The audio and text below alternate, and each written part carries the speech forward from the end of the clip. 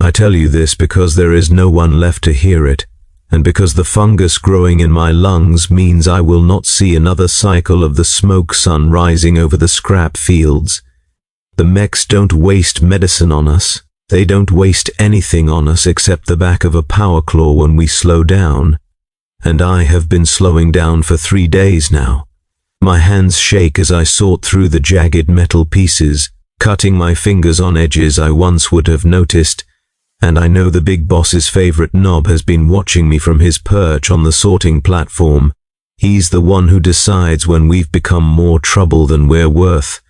He's the one who drags us to the fighting pits when we can't work anymore, throws us in with the squigs or the grots, or sometimes just beats us to death himself for the entertainment of the boys. I've seen it 247 times. I stopped counting after that because the numbers made me remember I was human once, that I came from a place where numbers meant something other than how many days until you die. They took our world when I was 16. I remember that age because my mother had been saving ration tokens for a year to buy me a new work smock for my administrative aptitude placement. I was going to be tested for the Departamento Munitorum. I was going to leave the lower stacks of Hive Tertius and work in an office with clean air and regular meals. I had memorized the Imperial Creed, all 47 verses, and I could recite the production quotas for our sector without consulting a data slate. My teacher said I had a mind for organization, for the Emperor's bureaucracy. She said I would serve him on Earth with distinction. I believed her. I believed everything back then. Believed in the Imperium, in the guard regiments that patrolled our streets, in the armored spires that reached up toward the sky like prayers made of rockcrete and steel. I believed we were safe. The Orks came on a Tuesday. I remember because Tuesday was protein paste day in the refectory, and I was excited because they sometimes added real synthetic chicken flavoring to the paste on Tuesdays. The sirens started during morning prayer service. We were packed into the communal chapel, 3,000 of us from the administrative education facility, reciting the litany of productivity when the ceiling exploded inward and a green-skinned monster the size of a chimera transport dropped through the gap, crushing Sister Margarita beneath its boots. It was wearing armor made from what looked like scrap metal welded together with no care for aesthetics or logic, covered in crude glyphs that hurt to look at, and it carried a gun that was simply too large for anything living to lift. But it lifted it. It fired it. The sound was nothing like the crisp las weapon discharges I'd heard during defense drills. This was a roar, a belch of noise and fury that tore through the crowd like a physical thing, and bodies came apart in ways I didn't know bodies could come apart. I ran. We all ran. The orc was laughing. I remember that detail with perfect clarity. It was laughing as it killed us. A deep, booming sound that shook in my chest, and the laugh was worse than the screaming because it meant our deaths were funny to it, that we were amusing, that our terror and pain were entertainment. I made it to the eastern stairwell before the floor above collapsed and buried 50 of us in rubble. I was near the edge. I survived. I dug myself out with my hands, breaking 3 fingers in the process, and emerged into a world that had ended while I was buried. The hive was burning. No, that's not accurate. The hive was being torn apart. Everywhere I looked, massive green figures were smashing, shooting, demolishing with a cheerful enthusiasm that seemed impossible. They weren't methodical like the guard would be in an assault. They weren't efficient like the Mechanicus servitors that maintained our infrastructure. They were chaotic and joyful and utterly, horrifyingly effective.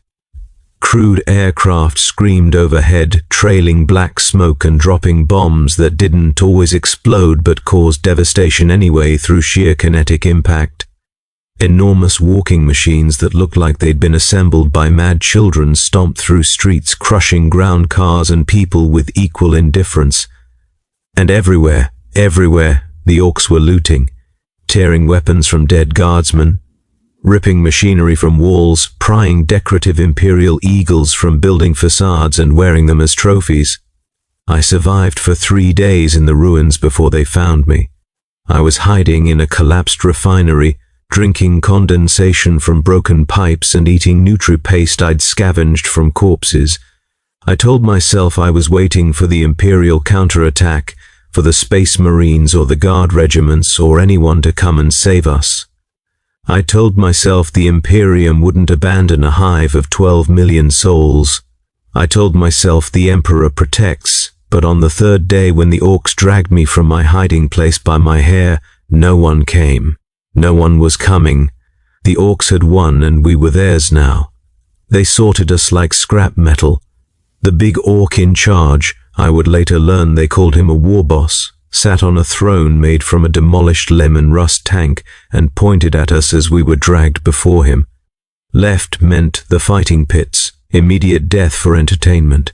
Right meant the work gangs, slow death through labor. Straight ahead meant something else, something the other prisoners whispered about with a terror that went beyond mere death. I didn't understand then. I was sent right. I was grateful. I actually felt grateful to the massive green monster that had just enslaved me because he'd chosen to work me to death instead of killing me immediately. That gratitude is the first thing they take from you. Your sense of proportion, your ability to recognize that survival isn't mercy. The work gangs were already established. That's when I realized this wasn't a raid. This was a conquest. The Orks had been here long enough to organize us, to build the massive scrap processing facilities, to establish the brutal hierarchy that would govern what remained of our lives. There were humans who'd been slaves for months already, hollow-eyed creatures who'd forgotten their names and spoke only in the broken Orkish words necessary to follow orders: git, work, wah, ducka, chop. They taught us the rules through whispered warnings in the sleep pens, in the brief moments when the Orks weren't watching. Never meet their eyes, never speak unless spoken to, never stop working, never show weakness, never run, they enjoy the chase too much, never fight back, they'll respect it enough to make your death last longer. Never cry where they can see you, tears make them laugh and want to produce more. Never try to escape, the world beyond the scrap fields is theirs now, every kilometer of it, and they've trained the squigs to hunt human scent. Never hope. That was the last rule, whispered by an old man who'd been an Imperial commander once, before the Orks made him sort bullets by caliber 14 hours a day. Never hope, because hope makes the despair worse when it dies, and the despair will kill you faster than the work.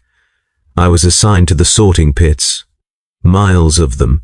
Vast open-air facilities where everything the Orks looted was brought to be processed.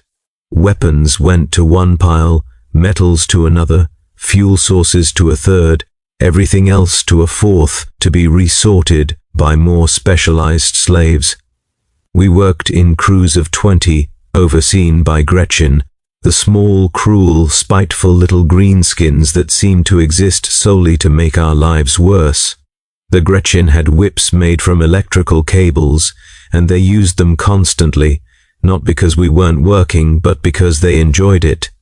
Behind them were the Orks themselves, the boys who'd been assigned guard duty and resented it, wanted to be off fighting or racing or doing whatever it was Orks did when they weren't working us to death, and who took out their frustration on us with casual, crushing violence. The first time I saw someone killed for working too slowly, I vomited. The Ork, a massive brute with a mechanical jaw and one eye replaced by a targeting lens, simply reached down, grabbed the woman by her head, and squeezed.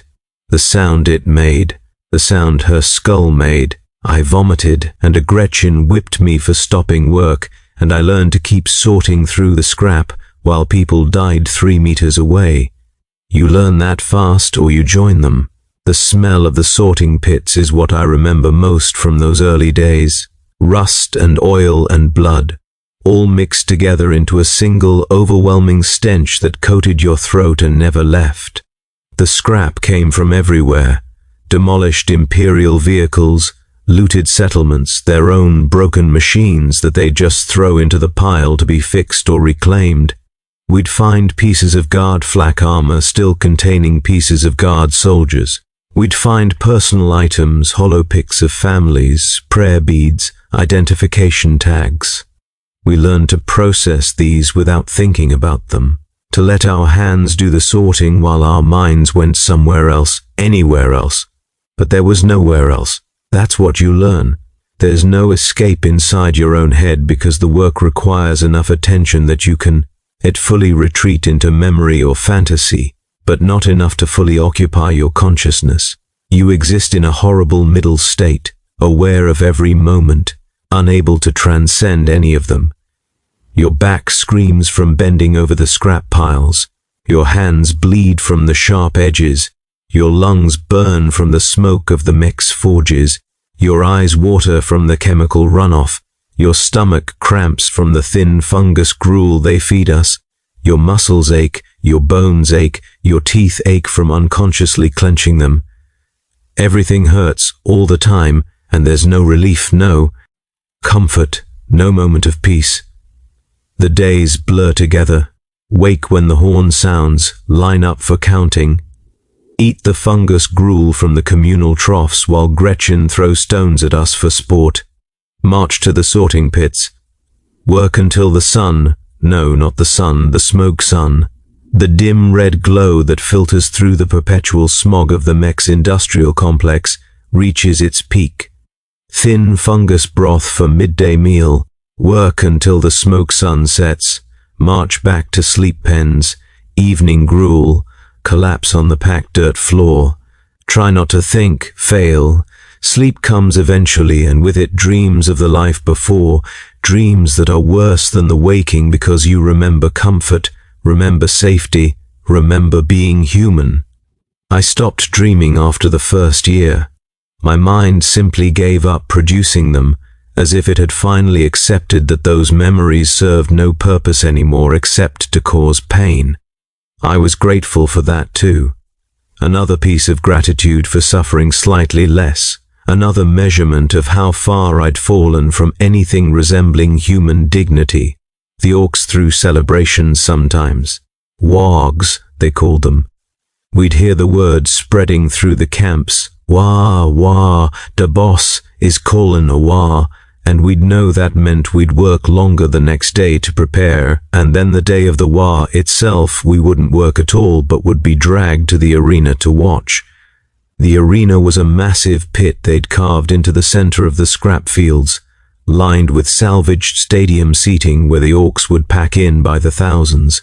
We'd be chained around the edges, forced to watch as they fought each other, fought captured enemies, fought animals, fought vehicles. Anything that could bleed or break, they'd throw into the pit for entertainment. Sometimes they'd throw us in, not often, we were too weak to provide good sport, but sometimes when the war boss was in a particular mood or when they'd captured too many of us and needed to thin the numbers. I watched a man I'd known, a fellow administrative student named Petron, who'd once helped me study imperial tax codes, get torn apart by a squig. The creature was all mouth and fury, and Petron had been given a piece of rusty rebar to defend himself with. He lasted 43 seconds. The Orks roared with laughter. They thought it was the funniest thing they'd ever seen, this skinny human trying to fend off a biological killing machine with a stick. When it was over, they made us clean up what was left of him. I picked up pieces of someone I'd known, someone who'd had dreams and fears and a favorite color. He liked green, actually, which seemed like a cosmic joke, and threw them in the refuse pit while Orks congratulated each other on the fine entertainment. That night I tried to kill myself. I'd been hoarding a piece of sharp metal in my clothes, thinking I might use it as a tool or a weapon, but that night I understood its real purpose. I sat in the corner of the sleep pen and opened my wrists. The cuts were clean. The blood was dark in the dim light. I felt calm for the first time in months, and then Kala, An older woman who'd been enslaved longer than me found me and stopped the bleeding with torn strips from her already ragged clothes and whispered fiercely that I wasn't allowed to die yet, that suicide was the final choice they couldn't take from us, but once you used it, it was gone, and I should save it for when things got worse.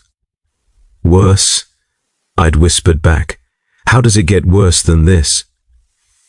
She'd looked at me with eyes that had seen things I couldn't imagine and said, "It always gets worse. Always. You save that choice for when you can't imagine surviving another day. You're not there yet." I hated her for that. Hated her for saving me, for being right. But I kept the piece of metal, kept it hidden, kept it as a promise to myself. When it truly became unbearable, I'd have a way out. That thought sustained me more than the fungus gruel, more than anything, the knowledge that I retained that one tiny scrap of control over my fate. But Kala was right. It got worse.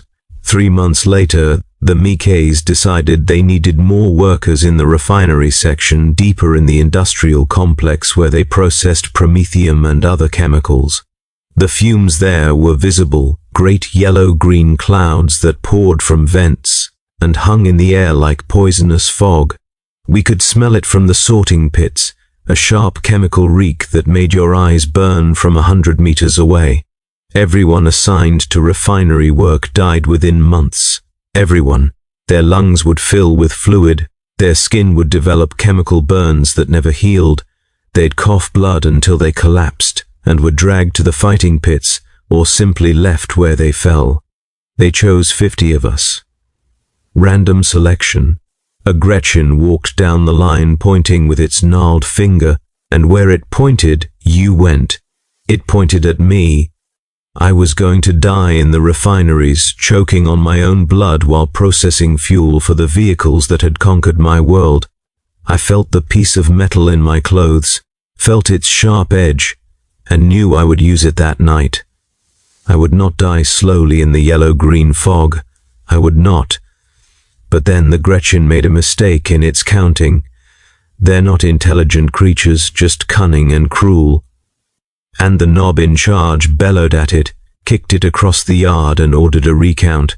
The second count came up different. The Gretchen had to choose again. This time its finger passed over me, landed on the woman next to me instead. I watched her face as she realized, watched her try to run, watched the Orks drag her back, laughing at her terror. I didn't feel relief. I didn't feel guilt. I didn't feel anything. That's when I knew something fundamental had broken inside me. I could watch another human being sent to die in my place and feel nothing at all. The woman's name was Teresa. I made myself remember that, forced myself to repeat it in my head. Teresa. Teresa. Teresa. As if by remembering I could prove I was still human, still capable of recognizing another person's humanity. But the name meant nothing. It was just sounds. She was just gone. And I kept sorting scrap. The Orks modified us sometimes. The mechs would get ideas, cruel innovations they'd test on the slaves, mechanical limbs to replace arms that had been lost in accidents, welded directly onto bone without anesthetic, chemical injections that were supposed to make us stronger, faster, more productive, but usually just made us sick or drove us mad.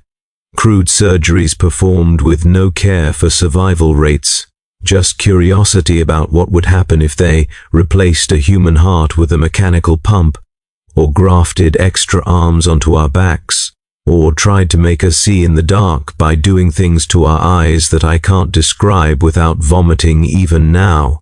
I watched them experiment on a boy who couldn't have been more than 12. They were trying to make him into some kind of living sensor, drilling into his skull and implanting wires that connected to a salvaged Auspex unit. He screamed for 3 days before he died. The Orks were disappointed. They'd wanted him to last longer so they could refine the process. They threw his body in the refuse pit and grabbed another child to try again. The second one survived. I see him sometimes shuffling through the camps with the Auspex array protruding from his head like an obscene crown, making clicking sounds as it processes information nobody wants. His eyes blank and dead, even though his body still functions. I became one of the senior workers in my crew, not through any merit or skill, just through surviving longer than others. New slaves arrived constantly. The Orks raided other settlements, other hives, brought back prisoners who still had hope in their eyes, who still believed rescue was coming. I helped train them, taught them the words they needed to know, showed them how to sort the scrap efficiently enough to avoid beatings, warned them about which Orks were more violent than others, which Gretchen were cruel even by Gretchen's standards. I watched hope die in their eyes exactly as it had died in mine, and I felt nothing. I was good at surviving now. That's all I was, a mechanism for continuing to exist, with no purpose beyond the next meal, the next sleep, the next day of sorting through the wreckage of my civilization. The Orks talked sometimes in their rough language that I'd learned enough of to understand. They talked about the war, about the great war they were always waging, about the boss and his plans to conquer more worlds, to build bigger weapons, to fight stronger enemies. They talked about humans the way we might talk about tools or livestock, useful for certain purposes, disposable, not really worth thinking about. Sometimes they'd debate whether we felt pain the same way they did. They'd test it, casually, the way you might test if a machine still worked. Break a slave's arm and watch the reaction, compare it to breaking a Gretchen's arm, discuss the differences, laugh about it, move on. I learned that we weren't the only human slaves in their empire. The Orks had been conquering for decades, maybe centuries. Time was hard for them to track, and they didn't care anyway. There were slave populations across multiple worlds, in different camps, doing different work. We were just one facility among hundreds, one tiny component in their vast, chaotic war machine. The scale of it was incomprehensible. The Imperium had taught us we were important, that every human soul mattered to the Emperor, that we were part of a grand design. The Orks taught us we were nothing, less than nothing. We were ambient resources to be exploited until we broke. Some of us went mad. It was inevitable. You can only endure so much before something in your mind snaps, before the horror becomes too much to process, and your consciousness simply gives up trying. They'd start talking to people who weren't there, or repeating the same phrase over and over, or laughing at nothing, or attacking other slaves randomly. The Orks would usually kill them quickly. Mad slaves were useless slaves, but sometimes they'd keep them around if the madness was entertaining.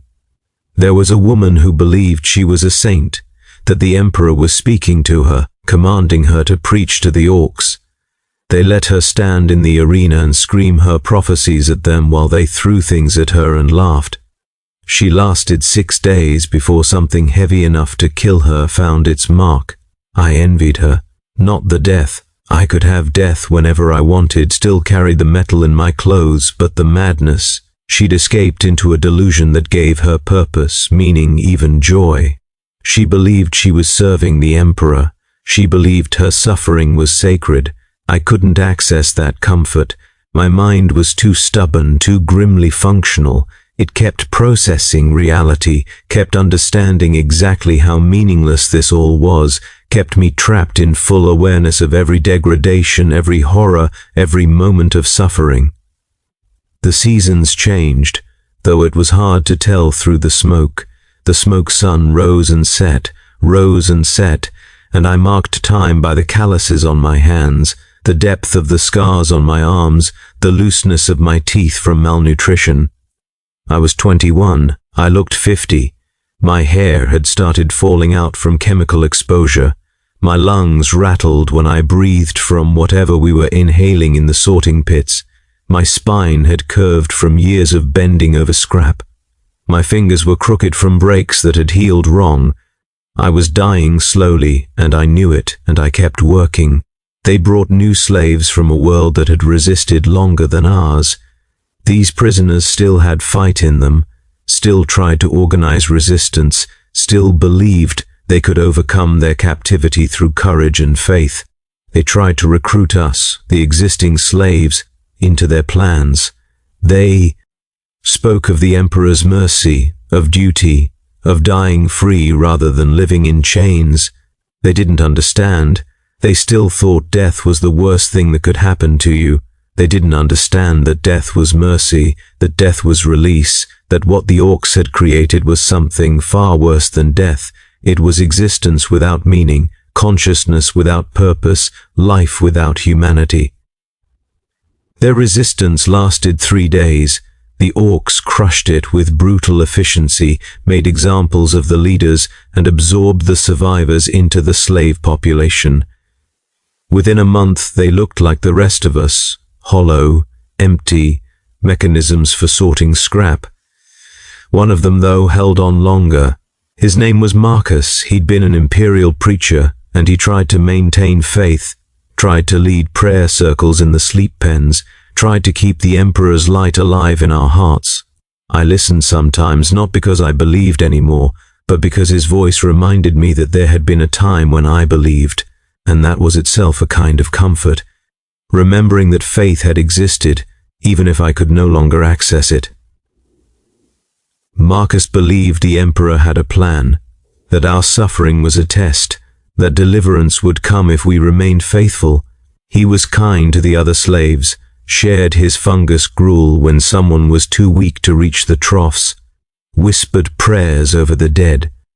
The Orks tolerated him at first. They found his devotion amusing.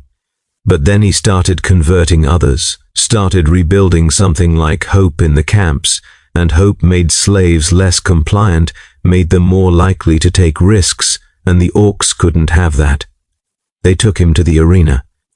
But instead of killing him quickly, they gave him a choice. Renounce the Emperor, spit on the imperial creed, and they'd make him an overseer, a human who supervised other humans, who'd get better food, better quarters, a position of relative privilege within the slave hierarchy, or refuse, and die slowly for everyone's entertainment. He refused. Of course he refused, and they kept their promise. They chained him in the arena and brought out the tools, crude implements of torture that the Orks had clearly prepared specially for this occasion. They worked on him for 3 hours while we were forced to watch.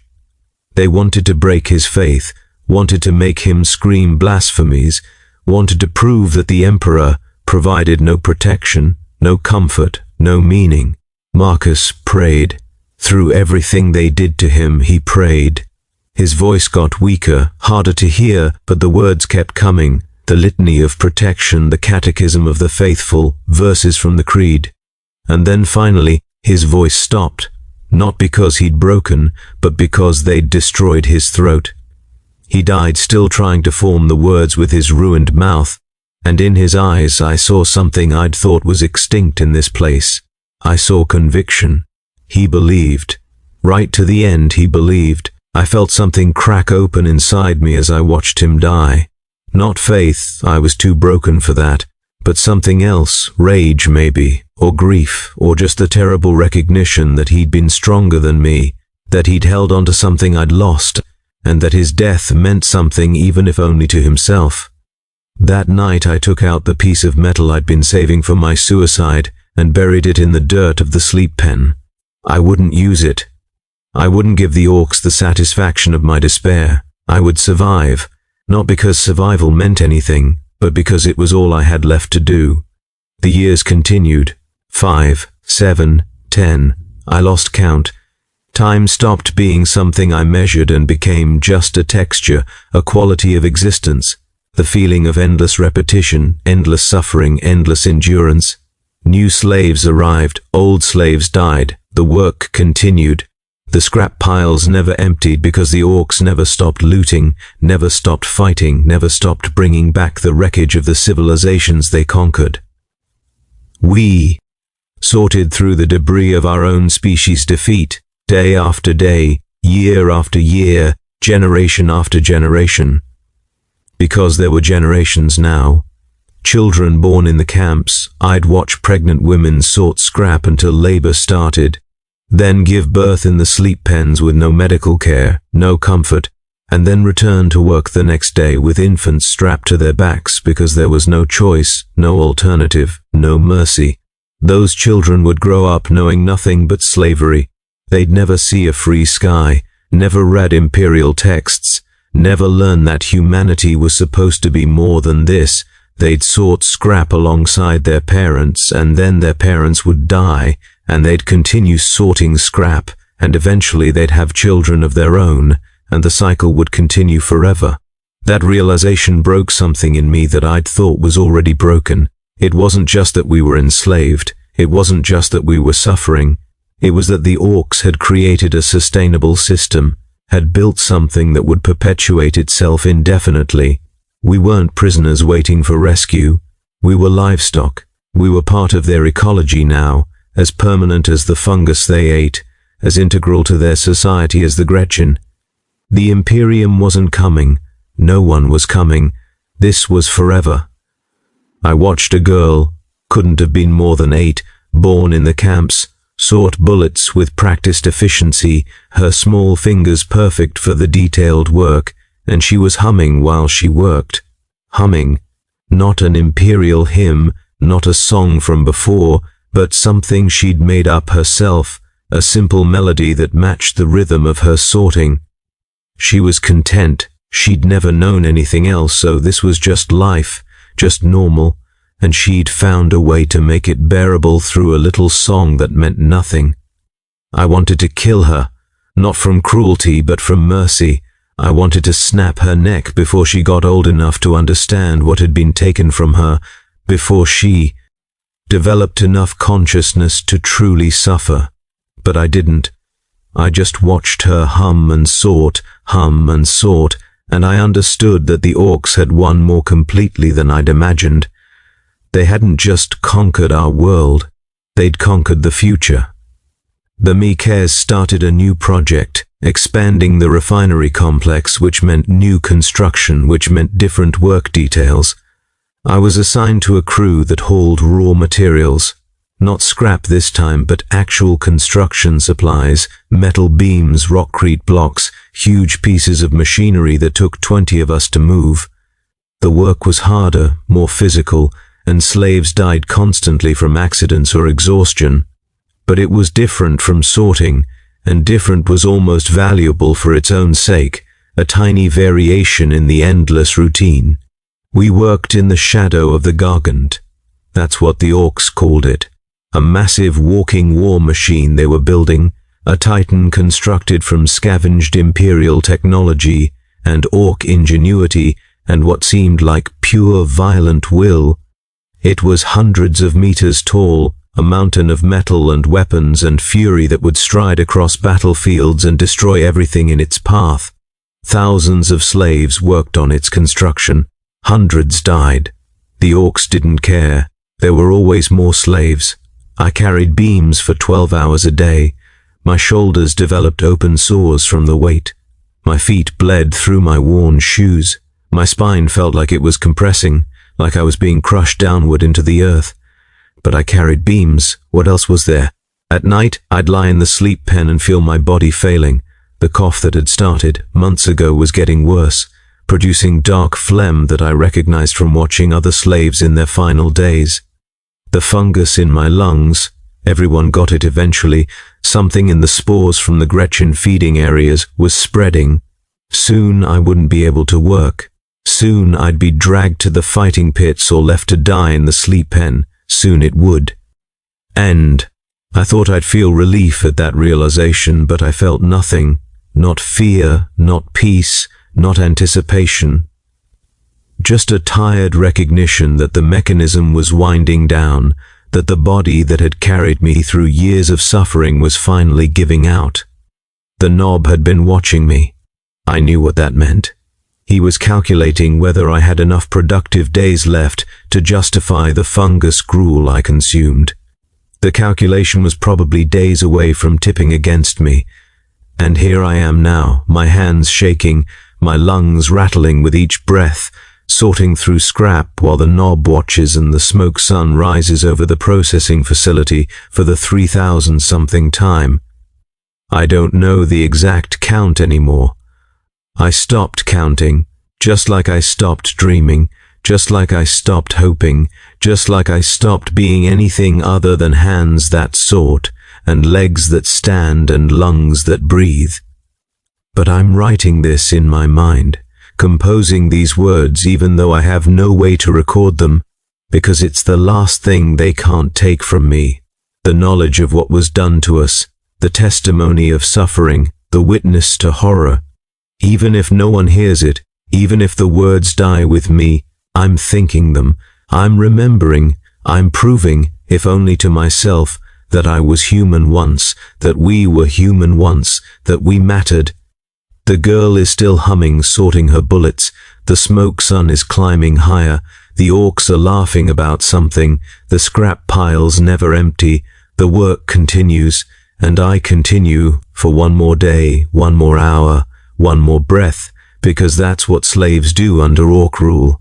We continue, not because there's purpose or meaning or hope.